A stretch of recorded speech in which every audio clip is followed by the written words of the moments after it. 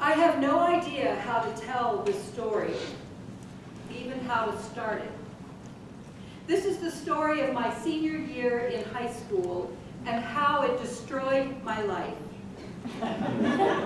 No, this is the story of my senior year of high school and how me and Earl made a film so bad it literally killed someone. Okay, maybe that's not what happened, but my friend Rachel did get cancer, and me and Earl did make a film, and none of our lives would ever be the same again. So begins a quirky look at friendship in the movie Me and Earl and the Dying Girl, which was screened at the 2015 Sundance Film Festival. It won the Grand Jury Prize and the Audience Award, but I haven't yet run into anyone who's actually seen it. Anybody seen it? Still, I believe it offers us a memorable, although slightly offbeat, perspective on the way friendship shapes us and helps us become the persons we're created to be. And never fear, it will be available on Amazon and Netflix by mid-September. Greg is a bright but angst-ridden high school student. He appears to relish his outsider status and even is something of a rebel. But a lot of that, we learn quickly, is cover-up for his deep insecurities. In a mostly white suburban community in Pittsburgh, his only friend is Earl, a black kid with whom he spends most of his time filming ironic remakes of classic movies, using sock puppets and paper scenery and props. So, for example, we get to look at his film, A Sockwork Orange, and Senior Citizen Kane. In an attempt to draw him out of what his parents see as antisocial behavior, his mother pushes him, forces him really, to befriend a former classmate named Rachel, who has recently been diagnosed with leukemia. In an early scene, Greg has arranged a visit with Rachel at her home and awkwardly tells her the reason. "I don't want your pity," she spits back. "Well, I don't pity you," responds Greg. "I'm only here because my mother made me come." "Well, that's worse." I know. From that unpromising but disarmingly honest beginning, a friendship begins to develop. Rachel gets involved with the filmmaking enterprise, and they spend hours together doing nothing but talk. But very quickly, it becomes clear that Greg draws a line over which no one can cross. He avoids deepening relationships because he's afraid. Even though Earl is his constant companion, he doesn't even refer to him as his friend, but rather, "This is Earl, my co-worker." And then Rachel's condition worsens considerably, and she makes the decision to stop chemotherapy.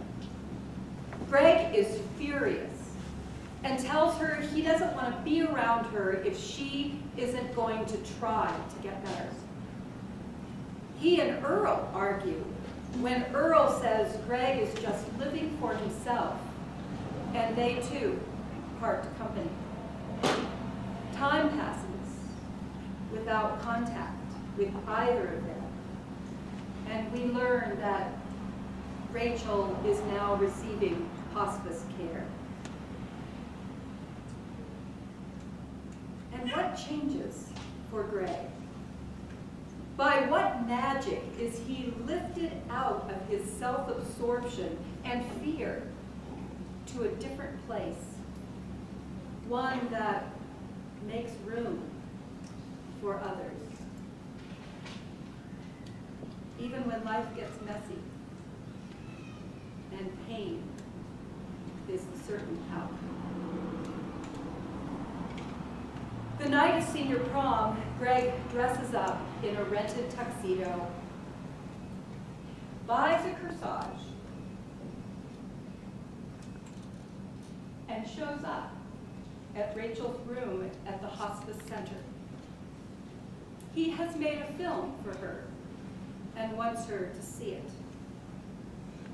They watch tearfully, but also grateful and happy to be reunited. Soon after, Rachel lapses into a coma and dies. As they grieve their friend, Greg and Earl are also reconciled. And no longer just co-workers, they decide to make a real film. Not a parody. Irony and self-protection give way to authentic feelings and self-awareness. Even in her death, Rachel has given Greg the gift of discovering who he really is. And friends, when you think about it, isn't that the meaning of friendship?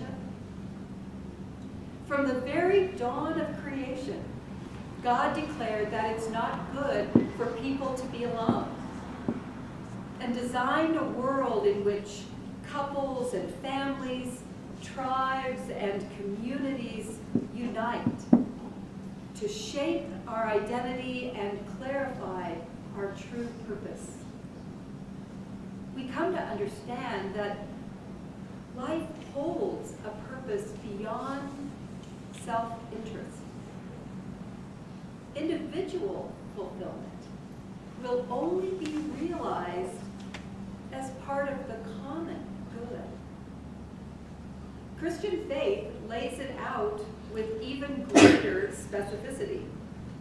God calls us to care for one another, to share joy and sorrow, even to make sacrifices that can be difficult and dangerous and painful. A significant part of the church's mission is to nurture community, to build friendships among our members and beyond our walls, to reflect the way God loves each person and has called them, called us friends. So what do you think? How do you feel? How have you experienced friendship in this community and in other communities you inhabit? I invite us now to some small group conversation, just with the people right around you in maybe groups of 3 or 4. Describe someone, you don't have to identify them, but describe someone who has been a true friend to you. Identify what characteristics and what actions reflect true friendship. And finally, what does it mean to you to call Jesus your friend? And vice versa. For Jesus to say, you